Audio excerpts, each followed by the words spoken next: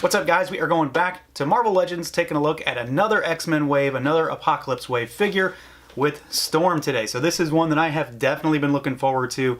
Very unique look for this character, very iconic look. Not my preferred look, but I'm definitely happy nonetheless. So this figure is, of course, in the same style packaging we always see. Big window, figure, Build-A-Figure piece, modern style X-Men logo. We have got a product shot on the back as well as that lineup and Apocalypse. So let's pull her out and take a closer look. Alright guys, here's our Storm figure out of the packaging, and after watching this review, if you want to snag one for yourself, check out BigBadToyStore.com. I will put a link down in the description below so you can get one for yourself.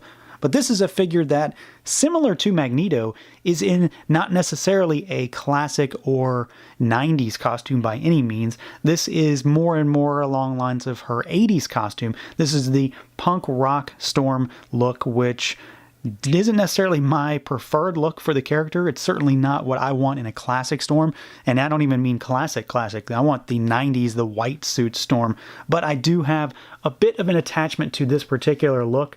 So while she is similar to Magneto in that she's not in a quote-unquote classic look, this is one that I actually do like. So while it's not 100% what I would want, I am pretty happy with the way she looks. So let's run through articulation real quick, and then we'll talk about the rest of her look and feel. So as far as moving her around, she is pretty agile, pretty mobile. We have a lot of articulation here, and it all works rather well. There's only one pain point, I guess I would say, and then one room for improvement, I think. So head can bobble pretty good. It's a ball sitting on a disc hinge, so she can look up, she can look all the way down. We can rotate all the way around, of course. There's nothing in the way. The collar doesn't get in the way. Arms can go out, rotate, single jointed elbow. We have got a hinge, and then we've got the rotation in there as well, which is all pretty standard for female Legends. We've got hinge and rotation at those wrists. We can go backwards, we can go forwards, rotate at the diaphragm. Not really any side to side though. Legs go almost all the way out.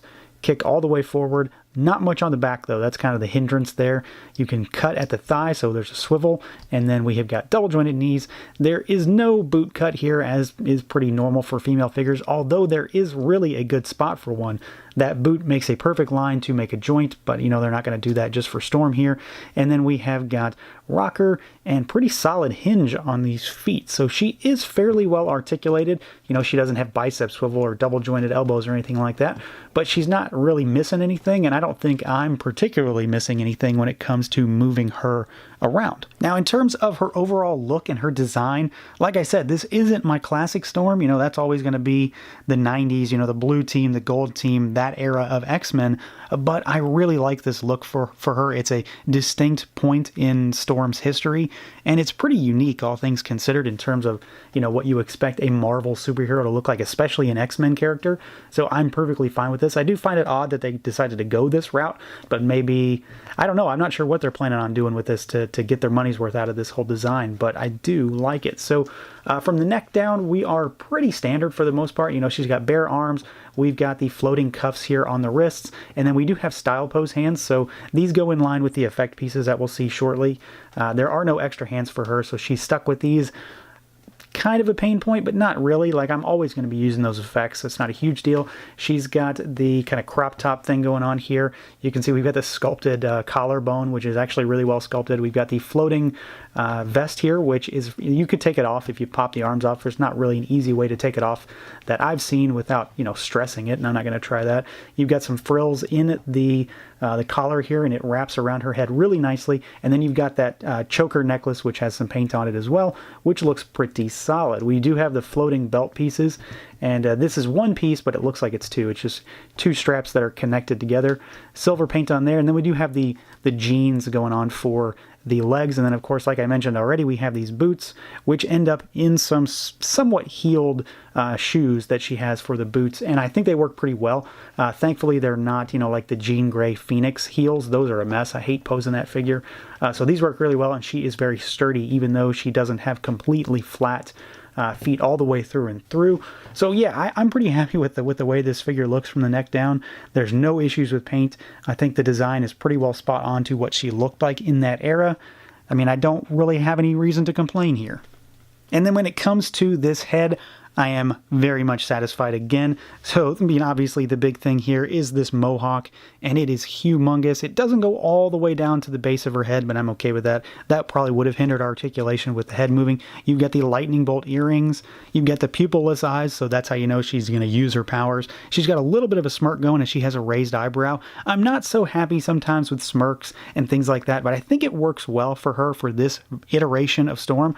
I'm happy with it. I think it fits her character, and in general, I don't have any gripes about this head sculpt. I love the hair. I think it's well done. There's a nice white-gray mix of paint in there that just really makes the design and sculpt pop, and in general, I couldn't really ask for too much more out of this particular version of Storm.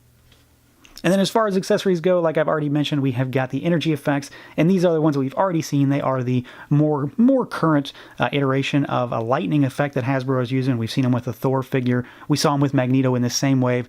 So Thor had blue, Magneto has purple, and Storm, of course, has yellow. And I can't ask for too much more here. These are quintessential Storm effects. They are literally her power set to one degree or another. She obviously has more than that, but this is Storm. When you think of a power set, it's calling down lightning.